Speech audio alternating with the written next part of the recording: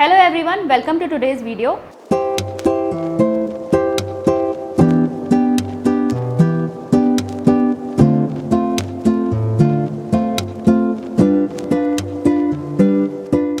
आज के वीडियो में हम बात करेंगे नेशनल एजुकेशन पॉलिसीज़ की।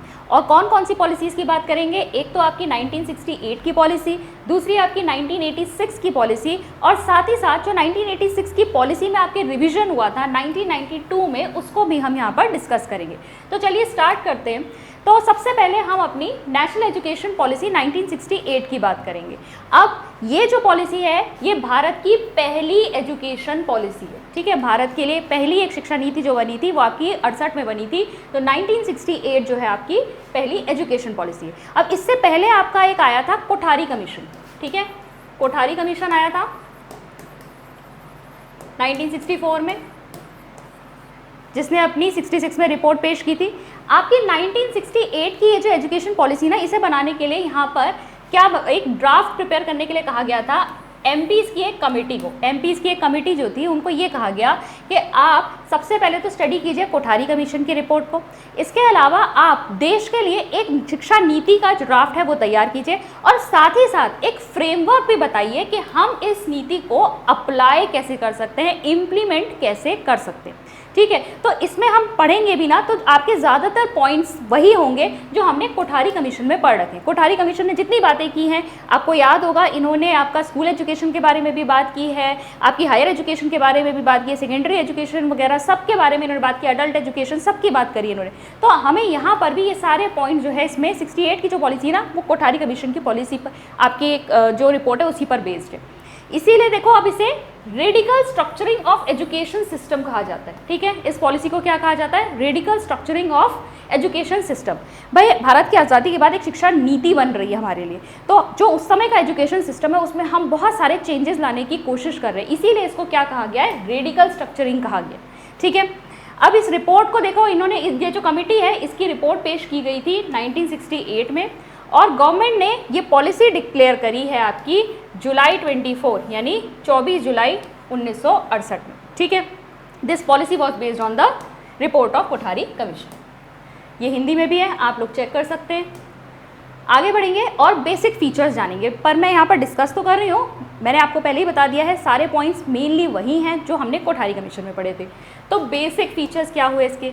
एजुकेशन को देखो, कोठारी कमीशन की रिपोर्ट में भी नेशनल इंपॉर्टेंस का सब्जेक्ट बताया था, ठीक है। राष्ट्रीय महत्व का मुद्दा है शिक्षा, और यहाँ पर ये भी यही कहते हैं कि education is a subject of national importance. भाई इंपॉर्टेंट है बहुत ज़्यादा, तो इसके लिए हमें क्या करने पड़ेंगे? इसमें रिफॉर्म्स लाने पड़ेंगे। Organization of education joint responsibility होनी चाहिए, मतलब केंद्र और राज्य दोनों को अपनी भूमिका इसमें निभानी है, दोनों को अपनी जिम्मेदारी उठानी है। जॉइंट रिस्पॉन्सिबिलिटी होनी चाहिए केंद्र की भी और राज्यों की भी।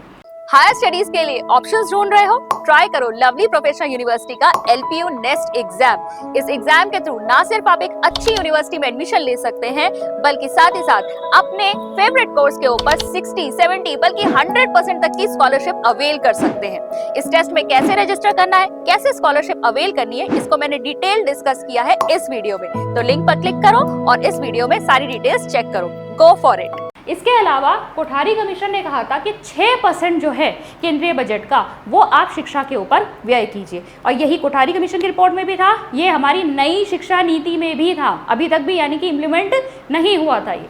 तो 6% जो है आपका सेंट्रल बजट का शिक्षा पर व्यय करने की बात की गई थी। 10+2+3 पैटर्न जो है आपका लागू करने की बात की गई थी, ठीक है। आपकी क्लास 1 से लेकर क्लास 10 तक, फिर +2 में आपकी क्लास 11th और 12th आ जाती है, और +3 में आपके कॉलेज के 3 साल ग्रेजुएशन के आ जाते हैं। फिर free and compulsory primary education की यहाँ पर बात की गई थी, और इन्होंने कहा था कि देखो इम्प्लीमेंटेशन की भी बात की ना, कैसे इसको अचीव करेंगे। तो इन्होंने कहा था कि अगले 10 साल में भाई इस गोल को अचीव कर लो। कैसे अचीव कर लो?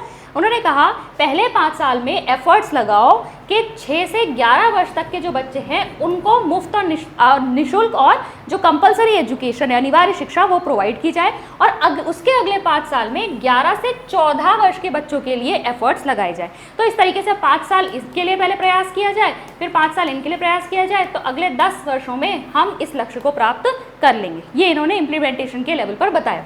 इसके बाद 3 लैंग्वेज फॉर्मूला जो है हमारा त्रिभाषा सूत्र, उसे सेकेंडरी लेवल पर भी लागू करने की बात की गई। और इन्होंने क्या कहा कि भाई प्राइमरी लेवल पे तो होगा medium of instruction mother tongue, मातृभाषा में ही यहाँ पर इंस्ट्रक्शन दिए जाएंगे। सीनियर प्राइमरी लेवल पे मदर टंग के साथ साथ एक लैंग्वेज और ऐड होनी है। कौन सी? इंडियन लैंग्वेज करो या इंग्लिश करो, ठीक है, कोई भारतीय भाषा कर सकते हैं या आप अंग्रेजी कर सकते हैं। और सेकेंडरी लेवल पर आ जाएगी आपकी एक और लैंग्वेज आप यहाँ पर सीखेंगे, वो नेशनल और इंटरनेशनल इंपॉर्टेंस की हो सकती है। तो यहाँ से 3 भाषाएं आ गई, इसी को हम त्रिभाषा सूत्र कहते हैं, ठीक है। फिर इंडियन लैंग्वेजेस के बारे में इन्होंने कहा भाई इनको पॉपुलराइज करना, इनको आगे डेवलप करना, ये भी इनका काम है। हिंदी को भाई आगे बढ़ावा दो। इसके अलावा संस्कृत की शिक्षा के लिए प्रॉपर स्टेप्स उठाए जाए। संस्कृत को हम भूलते जा रहे हैं, लेकिन इसके बाद फिर आपका क्या होता है, क्लास 6 टू लेकर क्लास 8 में आप देखो कई जगह कंपलसरी होती है संस्कृत पढ़ना। फिर देखो वर्क एक्सपीरियंस, नेशनल सर्विस, ये भी जो है कंपलसरी पार्ट बनाया जाए पहले 10 वर्ष शिक्षा के लिए, ठीक है। जो आपकी पहले 10 वर्ष होते हैं शिक्षा के, क्लास 1 से लेकर क्लास 10, उसमें आपको वर्क एक्सपीरियंस और नेशनल सर्विस को भी जोड़ देना है, उसे अनिवार्य बनाता है। इसके अलावा जो और भी बहुत सारे फीचर्स थे वो आपके कोठारी कमीशन रिपोर्ट से ही लिए गए थे। साइंस और मैथ्स को बढ़ावा देना, अडल्ट एजुकेशन के बारे में बात करना, बहुत सारी चीज़ें, इक्वालिटी की बात करना, ये सारी चीज़ें इसी में आ गई। ये बुनियादी विशेषताएं हिंदी में। अब देखो इम्पैक्ट क्या हुआ, NEP 1968 का इम्पैक्ट क्या हुआ, क्या असर पड़ा। तो देखो सबसे पहले तो बजटरी एलोकेशन जो था एजुकेशन का, वो सेंटर और स्टेट दोनों में इंक्रीज हुआ। 6% नहीं पहुंचा, लेकिन फिर भी इंक्रीज किया गया। भाई शिक्षा पे व्यय तो करना पड़ेगा, शिक्षा पे जो हमें बजट का जो हिस्सा खर्च करना है उसको बढ़ाओ, उस परसेंटेज को इंक्रीज करो, चाहे वो केंद्र स्तर पे हो चाहे वो राज्य स्तर पे हो, ठीक है। फिर आपका इम्प्लीमेंटेशन ऑफ 10+2+3 इस स्ट्रक्चर को जो है पूरे भारत में, पूरे कंट्री में जो है वो आपका लागू कर दिया गया। इसके अलावा NCERT ने क्या बनाया, एक कोर करिकुलम बनाया। कोर करिकुलम क्या होता है, जहाँ पर आपके कुछ सब्जेक्ट्स जो होते हैं वो कॉमन होते हैं। कॉमन मतलब वो सभी को पढ़ने ही होंगे, ठीक है। और इसके बाद कुछ सब्जेक्ट्स जो होते हैं उनमें आपको चॉइस मिल जाती है। जैसे आपका CBSE देता है ना कोर करिकुलम, क्लास 10 में आप क्या सब्जेक्ट्स लेते हो, English, Hindi, maths, science, history, ये तो कंपलसरी सब्जेक्ट है। इसके बाद कई जगह ना एक छठा सब्जेक्ट जो है वो एक चॉइस बेस्ड होता है। कई लोग फिजिकल एजुकेशन लेते हैं, कई लोग फ्रेंच लेते हैं, कई लोग संस्कृत लेते हैं। वो 6th सब्जेक्ट भी जो है वहाँ पर ऑप्शनल होता है। तो कोर करिकुलम में कुछ सब्जेक्ट ऐसे होंगे जो सबके लिए कंपलसरी हैं, सबको पढ़ने ही हैं, कॉमन है, और एक आध सब्जेक्ट जो होता है वहाँ पर क्या हो जाते हैं, आपके चॉइस बेस्ड हो जाते हैं, ठीक है। तो ये कोर करिकुलम NCERT ने जो है आपका लागू किया, जो पूरे भारत में एक जैसा करिकुलम जो है वो बनाता है। अब देखिए नेशनल एजुकेशन पॉलिसी 1986 की बात करेंगे। अब 1986 की पॉलिसी को पढ़ने से पहले मैं आपको एक थोड़ा सा बीच का एक जो सिनेरियो था वो बता देती हूँ कि 1968 की पॉलिसी के बाद 1977 में क्या हुआ, गवर्नमेंट चेंज हुई और जनता दल आई, ठीक है। जनता दल जो है आपका वो पावर में आ गया। मोरारजी देसाई उस समय PM बने और उन्होंने कहा ये जो 10+2+3 वाला जो स्ट्रक्चर चल रहा है इसको बदल के हमें क्या कर देना चाहिए, 8+4+3 ये सिस्टम बना दो। तो यहाँ पर से ना ऐसे कोई क्वेश्चन बन नहीं रहा है, इंपॉर्टेंट नहीं है, बहुत ज़्यादा पूछते नहीं है, लेकिन अगर एक क्वेश्चन मुश्किल से पूछ ले तो यही पूछ सकता है कि 8+4+3 जो है वो आपका किसने कहा था, उसको एडवोकेट किसने किया था। तो मोरारजी देसाई जी कह रहे थे कि भाई 8+4+3 जो है ये सिस्टम लागू कर दिया जाए 10+2+3 की जगह, ठीक है। अब यहाँ पर जो उस समय एजुकेशन मिनिस्टर थे उस समय डॉक्टर प्रताप चंद्र चंदेर थे, और उन्होंने उनसे कहा गया कि आप जो है एक शिक्षा नीति इसके बेसिस पे तैयार कीजिए। उन्होंने एक शिक्षा नीति बनाई।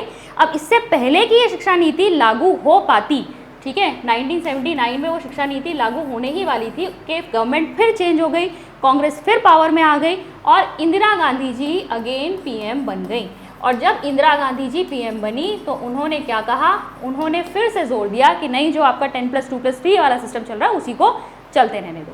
अब इंदिरा गांधी जी का असैसिनेशन हुआ, ठीक है, उनकी हत्या हो गई थी 1984 में, जिसके बाद राजीव गांधी जी थे वो PM बनाए गए। अब राजीव गांधी जी जो हैं एक यंग पर्सन, ठीक है, वो इंडिया में काफ़ी सारे रेवोल्यूशनरी चेंजेस लाना चाहते थे और एजुकेशन एक बहुत ही अच्छा जो है आपका माध्यम हो जाता है किसके लिए, अगर आपको चेंज लेकर आना है।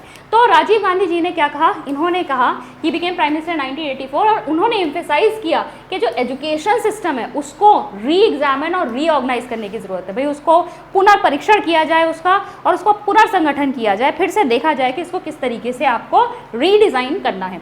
इसके लिए क्या किया गया, इस बार कोई कमेटी वगैरह कुछ नहीं बनाई गई, इन्होंने एक सर्वे किया, ठीक है, एक सर्वे किया कि जो एग्जिस्टिंग सिस्टम उस समय जो भारत में शिक्षा व्यवस्था चल रही वो कैसी है। तो उस सर्वे के बेसिस पर जो है इन्होंने एक रिपोर्ट पेश करी थी अगस्त 1985 में, जिसका टाइटल था challenge of education a policy perspective, ये इसका टाइटल था, ठीक है। हिंदी में भी दिया है, शिक्षा की चुनौती एक नीति परिप्रेक्ष्य, ठीक है। ये आपका एंटाइटल करके, वैसे आप इंग्लिश में याद रखने की कोशिश करें तो ज़्यादा अच्छा रहेगा, पर ये जो है आपका ये रिपोर्ट जो थी आपकी इस तरीके से पब्लिश की गई 1985 में, और इस डॉक्यूमेंट को ना पब्लिक के सामने रख दिया गया डिबेट के लिए कि इसके ऊपर ना सब लोग अपनी राय दे, डिबेट करें क्या अच्छे पॉइंट्स है क्या खराब पॉइंट्स है। तो इस सर्वे रिपोर्ट के ऊपर सबके पॉइंट्स आए, और उसके आधार पर देखिए आपका on the basis of suggestion central government prepared a new education policy. इसे बजट सेशन जो था आपका 1986 का उसमें पेश किया गया, और इसको आपकी जो नई शिक्षा नीति है वो डिक्लेयर कर दी गई मई 1986 में। अब ये तो डॉक्यूमेंट होता है, शिक्षा नीति होती है, इसमें आपके कुछ पॉइंट्स लिखे होते हैं, लेकिन इसको इम्प्लीमेंट कैसे करना है, ठीक है, कैसे इम्प्लीमेंट करना है, उसके लिए आपका आता है POA। POA का मतलब क्या है, प्लान ऑफ एक्शन, ठीक है। प्लान ऑफ एक्शन 1986 वाला जो है आपका, इसके अंतर्गत ये बातें होती है कि हम जो शिक्षा नीति में बातें कही गई हैं उसको कैसे धरातल पे उतारेंगे। इसके लगभग 24 पार्ट्स थे, ठीक है। तो यहाँ पर देखिए, this was the first national education policy in which a complete plan for its implementation along with the policies presented. तो पहली ऐसी शिक्षा नीति थी जिसमें एक POA भी बनाया गया था कि किस तरीके से इसको धरातल पे उतारा जाएगा, इसका इम्प्लीमेंटेशन किस तरीके से होगा, ठीक है। इसके अलावा eight the same time sufficient resources were arrange for, इसके अलावा संसाधनों का भी जो है प्रबंध यहाँ पर किया गया कि हम इस शिक्षा नीति को पूरी तरीके से लागू करेंगे। ये जो डॉक्यूमेंट है आपका नेशनल एजुकेशन पॉलिसी 1986, ये आपका डिवाइडेड है 12 पार्ट्स में, और इसके 157 पैराग्राफ्स है। नॉट वेरी इंपॉर्टेंट, ऐसा नहीं है कि इसमें से कोई MCQ बनेगा, बस आपको जानकारी के लिए यहाँ पे मैं बता रही हूँ, ठीक है। Essence and role of education, हम मुख्य बातें हम पढ़ेंगे। डॉक्यूमेंट देखिए बहुत बड़े होते हैं शिक्षा नीतियों के, उसमें से जहाँ आपका क्वेश्चन बन सकता है हमें उसी के बारे में बात करनी चाहिए। तो सबसे पहले तो रोल ऑफ एजुकेशन की बात करेंगे, ठीक है। रोल ऑफ एजुकेशन, शिक्षा का सार और भूमिका।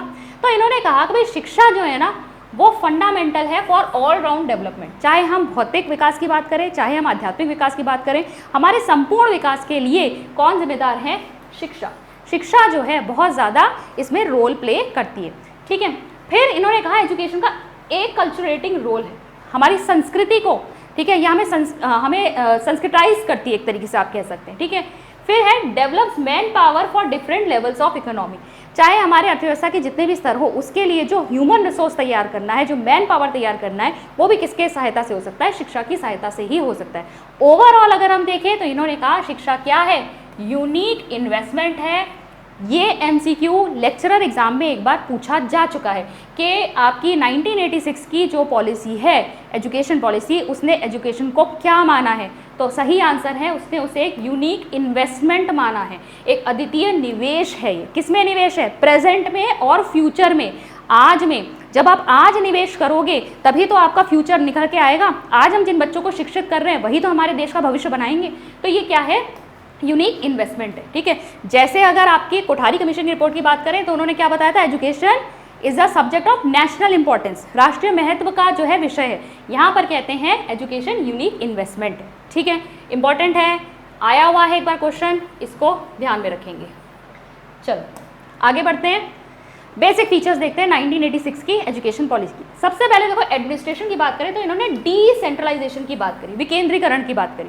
विकेंद्रीकरण का मतलब क्या होता है, केंद्रीकरण मतलब जब एक ही के पास पावर हो, केंद्र से ही सारे जो हैं आपके सारे डिसीजंस लिए जाएंगे, वही इंप्लीमेंट किए जाएंगे। विकेंद्रीकरण मतलब सेंट्रल पे भी लिए जा सकते हैं, राज्य पे भी लिए जा सकते हैं, डिस्ट्रिक्ट लेवल पर सबके पास थोड़ी थोड़ी पावर, ठीक है, अपने अपने एरिया को मैनेज करने की।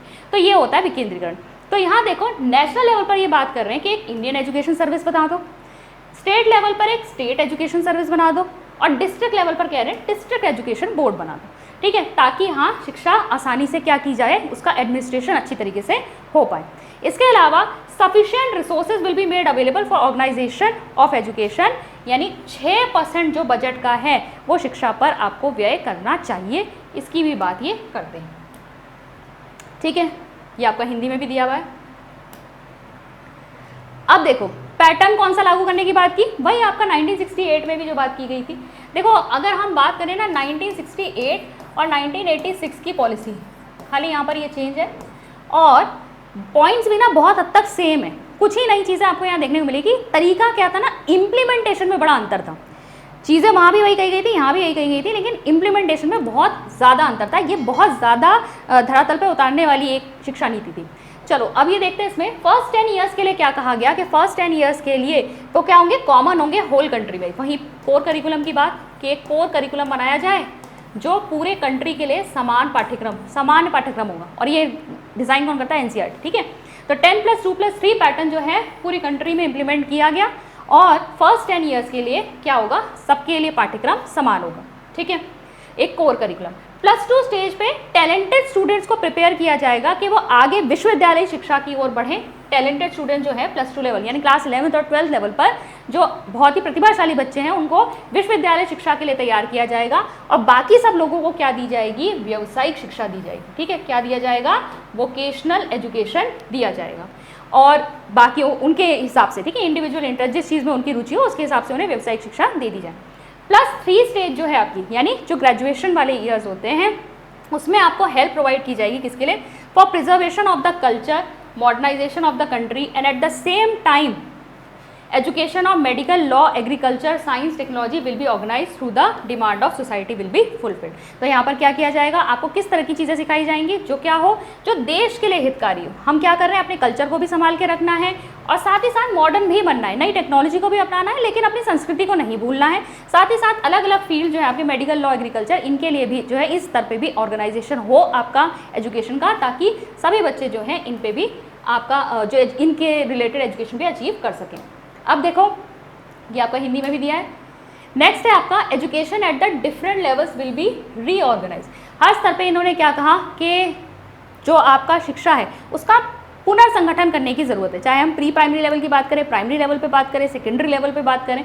ठीक है, तो ये रिफॉर्मेशन जो है करिकुलम में किस तरीके से, एक तो हमें पाठ्यक्रम में पूरी तरीके से रिफॉर्मेशन की ज़रूरत है, साथ ही साथ हमें मानक यानी स्टैंडर्ड ऊंचे करने की ज़रूरत है। जो अभी हमारी शिक्षा चल रही है उसके स्टैंडर्ड्स लो हैं, हमें उन्हें बढ़ाने की ज़रूरत है, तभी हम शिक्षा में और अच्छा कर पाएंगे और हर लेवल पर इन्हें चेंजेस लाने। Social and cultural values and the education of science, maths and computer etcetera has been emphasize. इसके अलावा जो हमारी सामाजिक मूल्य हैं, जो हमारे सांस्कृतिक मूल्य हैं, उनको तो हमें समेटना ही है, सहेजना ही है। साथ ही साथ शिक्षा आपकी साइंस, मैथमेटिक्स और कंप्यूटर की भी हमको देनी है। ठीक है, ताकि हम मॉडर्न जो आपका वर्ल्ड है जो चल रहा है उसके साथ भी हम कदम से कदम मिलाकर चल सकें। अब प्री प्राइमरी एजुकेशन की बात देखो करते हैं। जब प्री प्राइमरी एजुकेशन आपकी कौन सी होती है, जो आंगनवाड़ीज़ वगैरह में होती है ना, जब बच्चा जो आपकी स्कूलिंग होता है, मेन स्ट्रीम की जो स्कूलिंग है उससे पहले जो शिक्षा प्राप्त कर रहा होता है वो आपका प्री प्राइमरी में आ जाएगा। तो यहाँ पर अटेंशन किस पे देना है, बच्चे की फिजिकल हेल्थ पर, मेंटल डेवलपमेंट पर। ठीक है, इसके लिए उन्हें फूड, क्लोथिंग, हाइजीन, इन सब चीज़ों के लिए सुविधाएं प्रदान करनी है। आपको पता ही होगा आंगनवाड़ी में बहुत सारा अनाज वगैरह दिया जाता है, इंजेक्शंस वगैरह लगते हैं, जो वैक्सीन्स होती हैं वो सब प्रॉपर वहाँ पे दिया जाता है। तो ये सब की जो व्यवस्था है सरकार करती है, इसके लिए प्री प्राइमरी स्तर पर जो आपके 6 वर्ष से नीचे के बच्चे होते हैं। ठीक है, फिर प्ले वे मेथड जो है, अगर आपको पढ़ाना है तो कैसे पढ़ाना है, खेल विधि द्वारा यहाँ पर आपको बच्चों को पढ़ाना है। The goal of free and compulsory education will be achieved as soon as possible. अब इन्होंने कहा कि भाई ये जो फ्री और कंपल्सरी एजुकेशन यानी कि निःशुल्क और अनिवार्य शिक्षा जो हमें प्रदान करनी है, इसका जो लक्ष्य इन्होंने रखा है, ठीक है, पहले इन्होंने रखा था कि 1995 तक इनको अचीव कर लेंगे। तो 1995 तक अचीव करने की जो बात इन्होंने कही थी, किसके द्वारा करेंगे, प्राइमरी एजुकेशन के लिए इन्होंने कहा ऑपरेशन ब्लैक बोर्ड चलाया जाए। अब ये बहुत इंपॉर्टेंट है, इस वाली शिक्षा नीति से क्वेश्चन अगर बनता है इस पे एमसीक्यू आपका बनने के बहुत चांसेस हैं। ऑपरेशन ब्लैक बोर्ड था क्या, प्राइमरी स्कूल्स खोले जाने थे और उन प्राइमरी स्कूल्स की जो मिनिमम रिक्वायरमेंट से क्या रखी गई थी, ये एक ऐसा प्रोग्राम था जहाँ पे एक कॉन्क्रीट बिल्डिंग होनी चाहिए जिसमें मिनिमम 2 क्लासेस होनी चाहिए, 2 क्लासरूम्स होंगी। ठीक है, 2 यहाँ पर टीचर ज़रूर होंगे और जिसमें से एक टीचर जो होनी चाहिए वो फीमेल होनी चाहिए। ठीक है, यानी 2 में से एक क्या होनी चाहिए, फीमेल होनी चाहिए। ठीक है। इसके अलावा इन्होंने कहा 1 वरांदा, 2 टॉयलेट, 2 टीचर्स हो गए, हमने बात कर ली इसकी। ब्लैक बोर्ड, चौक, डस्टर, मैप, साइंस किट वगैरह जिन चीज़ों की ज़रूरत होती है बच्चों को पढ़ाते वक्त, ये सारी चीज़ें होनी चाहिए। प्लेग्राउंड, स्पोर्ट्स किट, ये सब होने चाहिए उस प्राइमरी स्कूल में। तो ऑपरेशन ब्लैक बोर्ड के तहत क्या किया गया, इन्होंने कहा प्राइमरी स्कूल्स खोले जाने जिनमें ये मिनिमम सुविधाएं ज़रूर होनी चाहिए। फिर देखिए इन्होंने कहा बहुत सारे बच्चे ऐसे हैं जो इस फॉर्मल सिस्टम में एंटर नहीं कर पाते, वो वजह कुछ भी हो सकती है, तो उनके लिए नॉन फॉर्मल एजुकेशन, ठीक है, जो निरौपचारिक शिक्षा होती है उसकी व्यवस्था की जाए। फिर देखिए सेकेंडरी एजुकेशन को भी रीऑर्गेनाइज करने की बात की और सेकेंडरी एजुकेशन पर भी इन्होंने कहा कि 3 लैंग्वेज फॉर्मूला जो है उसे अप्लाई करो, 3 लैंग्वेज फॉर्मूला जो है वहाँ भी इम्प्लीमेंट होना चाहिए। इसके अलावा ये बात करते हैं नवोदय विद्यालय की। अगेन एक इम्पॉर्टेंट MCQ जो आपका बन सकता है वो आपका यहाँ से बन सकता है, ठीक है। 2-3 चीज़ें इंपॉर्टेंट है यहाँ पर। अगर हम बात करें कि 1986 की पॉलिसी से क्या क्या चीज़ें निकल के आई, एक तो ऑपरेशन ब्लैक बोर्ड, दूसरा आपका NVs नवोदय विद्यालय, तीसरा आ जाएगा अभी डाइट, अभी डाइट को भी पढ़ेंगे, ठीक है। ये 3 तो इम्पॉर्टेंट है जो 1986 की पॉलिसी की ही देन है, ठीक है। अब नवोदय विद्यालय क्या है, पेस सेटिंग स्कूल्स कहा जाता है। Again important question, pace setting school किसे कहा जाता है, नवोदय विद्यालय स्कूल। ये क्या है, इस्टेब्लिश किए जाते हैं एवरी डिस्ट्रिक्ट में, ये मॉडल है किसी भी अन्य विद्यालय के लिए, एक तरीके का मॉडल स्कूल है। यहाँ पर किन्हें रखा जाता है, इसके बारे में हम बात कर चुके हैं। जो रूरल या ग्रामीण इलाके होते हैं वहाँ पर जो प्रतिभाशाली बच्चे होते हैं उनको यहाँ पर रेजिडेंशियल एजुकेशन सिस्टम प्रोवाइड करवाया जाता है, यानी आवासीय विद्यालय हैं ये, जहाँ पर बच्चों का जो है रहना खाना पीना वगैरह सब जो है फ्री हो जाता है, बच्चे यहाँ पर पढ़ सकते हैं टैलेंटेड स्टूडेंट्स के लिए, क्योंकि यहाँ एक एग्ज़ाम लिया जाता है। क्लास 6 से यहाँ पर एडमिशन होगा, यहाँ एक एग्ज़ाम लिया जाता है, अगर बच्चा बहुत होशियार है तो उसको यहाँ पर एडमिशन मिल जाता है। फिर देखिए at +2 stage along with general education region specific vocational education will be organized at least for 25% children up to 1995। तो +2 लेवल पर यानी क्लास 11-12 में ये कह रहे हैं कि जो नॉर्मल एजुकेशन चल रही है उसके साथ साथ भाई क्षेत्र के अनुसार जो वोकेशन वहाँ पे चलता है, जो व्यवसाय वहाँ पे चलता है, उसकी एजुकेशन उन्हें वहाँ दी जाए। कम से कम 25% बच्चों को ये एजुकेशन वोकेशनल एजुकेशन देनी चाहिए। कब तक, आपका 1995 तक ये चीज़ें अचीव करने की बात की गई। माध्यमिक शिक्षा, जैसा कि हमने अभी इंग्लिश में जो पढ़ा वही आपका हिंदी में है। चलिए आगे बढ़ेंगे। हायर एजुकेशन के लिए उन्होंने कहा कि इसको भी हमें आगे बढ़ाना होगा। इसको बढ़ाने के लिए क्या है, आपके पास स्कूल्स कॉलेजेस और यूनिवर्सिटीज़ तो हैं ही, लेकिन हमें क्या करना है यहाँ पर, UGC will be responsible to maintain standards of higher education. इन्होंने कहा जो आपका UGC यूनिवर्सिटी ग्रांट कमीशन है उसको रिस्पॉन्सिबल ठहराया जाएगा, उसको जिम्मेदारी दी गई कि उच्च शिक्षा में गुणवत्ता लेकर आए और ओपन यूनिवर्सिटीज़ जो हैं वो ज़्यादा से ज़्यादा इस्टेब्लिश की जाएंगी, ताकि मुक्त विश्वविद्यालय स्थापित किए जाएंगे ताकि ज़्यादा से ज़्यादा लोग शिक्षा प्राप्त कर सकें।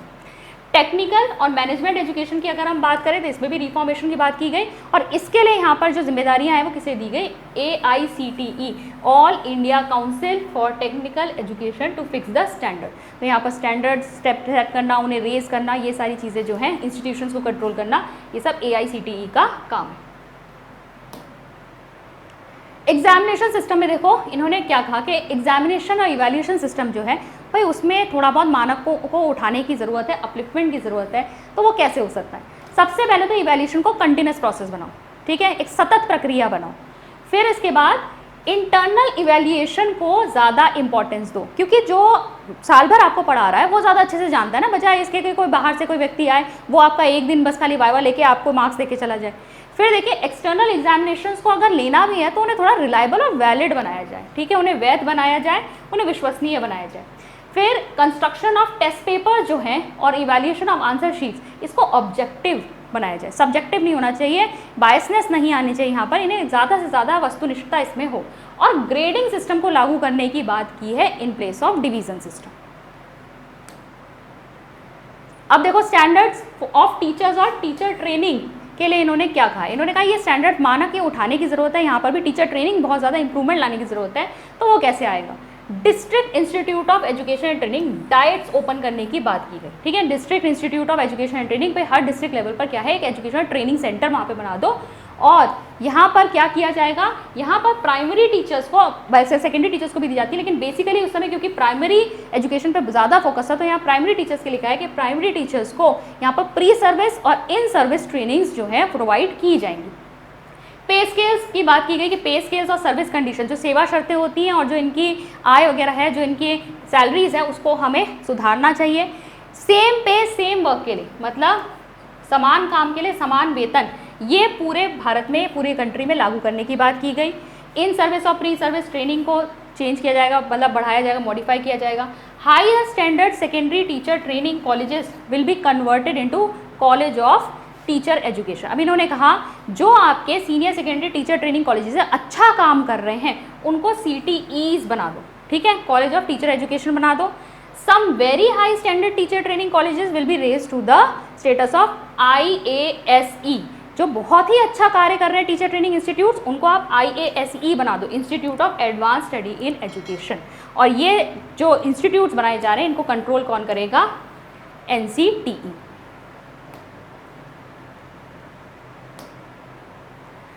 इसके अलावा open university and distance education की बात की गई। इन्होंने कहा इग्नू जो है उसके प्रोग्राम को एक्सपैंड किया जाएगा और इसी के बेसिस पे अन्य यूनिवर्सिटीज़ खोली जाएंगी। रूरल यूनिवर्सिटीज़ की बात करते हैं और ध्यान रखेंगे ग्रामीण विश्वविद्यालयों की जब भी हम बात करते हैं, इसे आप किससे जोड़ेंगे? ग्रामीण विश्वविद्यालय आपका गांधी जी का कॉन्सेप्ट है, ठीक है। वोकेशनल एजुकेशन भी जो है आपका किस पर बेस्ड है? गांधी जी की बेसिक एजुकेशन बेस्ड है। और रूरल आपके विश्वविद्यालय भी गांधी जी कहीं ना कहीं इसको एडवोकेट करते थे। तो central council of rural institutes बनाए जाने की बात की है ताकि ये क्या कर सके? रूरल यूनिवर्सिटीज़ को मैनेज कर सके। फिर देखिए D linking degrees from jobs and man power planning, ये भी एक इंपॉर्टेंट पॉइंट है। इन्होंने कहा ना कि हर किसी जॉब को पाने के लिए आपके पास कोई कॉलेज की या यूनिवर्सिटी की डिग्री नहीं होनी चाहिए। ये वाली चीज़ जो है इसको हटा दिया जाए कि हर कोई डिग्री से इसलिए आ रहा है ताकि उसको वो पर्टिकुलर जॉब मिल जाए। जॉब में आने के लिए आपको किसी और तरीके से जज किया जाएगा, आपसे डिग्री नहीं मांगी जाएगी। आप कितने सूटेबल हैं ये किसी अन्य एग्जाम से देखा जाए, ना कि आपके 3 साल की डिग्री से, ठीक है। इसीलिए इसमें लिखा है कि डिग्री और जॉब को डी लिंक किया है, उन दोनों को इन्होंने क्या है तोड़ा है, उनके बीच में जो लिंक है। University degree need not be necessary qualification for job, यानी विश्वविद्यालय से मिली हुई डिग्री आपकी कोई ऐसी ज़रूरी क्वालिफिकेशन नहीं होगी, ऐसा कोई आपकी एलिजिबिलिटी नहीं होगी जिसके बेसिस पर ही आपको जॉब मिले। लेकिन ये किन कोर्सेज पे अप्लाई नहीं हो सकती? इंजीनियरिंग, मेडिकल, लॉ, टीचिंग, इन क्षेत्रों में ये अप्लाई नहीं होता। यहाँ पर आपको डिग्री चाहिए होगी, ठीक है। इसके अलावा सूटेबिलिटी देखने के लिए कि किस जॉब के लिए आप परफेक्ट हैं, नेशनल टेस्टिंग सर्विस बनाने की बात की गई है, जो आपके लिए क्या करेगा? आपके लिए नॉर्म्स तय करेगा कि ये पर्टिकुलर पर्सन जो है किसी जॉब के लिए सूटेबल है या नहीं, ठीक है। इसके अलावा अडल्ट एजुकेशन प्रोग्राम को एक्सटेंड करने की बात की गई है। कंटिन्यूइंग एजुकेशन की बात की। कंटिन्यूइंग एजुकेशन क्या होता है? देखो अडल्ट एजुकेशन में तो आपके 35 से 50 एज के जो लोग होते हैं उनको लिया जाता है, जिनको हम क्या करते हैं? प्रौढ़ शिक्षा देते हैं। अब क्या होता है ना, ये जो बुजुर्ग लोग होते हैं या फिर अडल्ट लोग जो होते हैं, अब ये इनको आपने थोड़े बहुत समय के लिए शिक्षा दी, आप ये साक्षर भी हो गए, लेकिन अपने काम में ये थोड़े समय बाद चीज़ों को भूल जाते। तो इनको निरंतर सिखाए रखने के लिए कि मतलब ये चीज़ें भूले नहीं, उसके लिए उन्हें कंटिन्यूइंग एजुकेशन भी प्रोवाइड करनी पड़ती है। समय समय पर इनको ऐसे कोर्सेज देने पड़ते हैं जिससे कि ये अपनी जो पढ़ाई लिखाई है उसे भूले नहीं। फिर है educational technology will be used mass communication, ठीक है। यहाँ पर एजुकेशनल टेक्नोलॉजी का प्रयोग करके मास कम्युनिकेशन के बेसिस पर हम क्या करेंगे? मास कम्युनिकेशन को यूज़ करते हुए हम शिक्षा को सब तरफ पहुँचाएंगे, ठीक है। जैसे आपके रेडियो हो गए, टेलीविज़न हो गए, वहाँ पर एजुकेशनल प्रोग्राम जो चलते हैं वो एक मास कम्युनिकेशन का सोर्स है। उसके थ्रू हम क्या कर सकते हैं? ऐसे लोग हम जगहों तक भी पहुँच सकते हैं, ऐसे लोगों तक भी पहुँच सकते हैं जो आपकी फॉर्मल एजुकेशन है उस तक उनकी पहुँच नहीं है। फिर देखिए educational organization will be made effective, ठीक है। यहाँ पर एजुकेशनल ऑर्गेनाइजेशन मतलब कि जो आपका शिक्षा का संगठन है कि किस तरीके से शिक्षा जो है वो आपकी एडमिनिस्टर की जाए, उसको कैसे प्रभावशाली बनाया जा सकता है। भाई टीचर को अकाउंटेबल ठहराया जाएगा।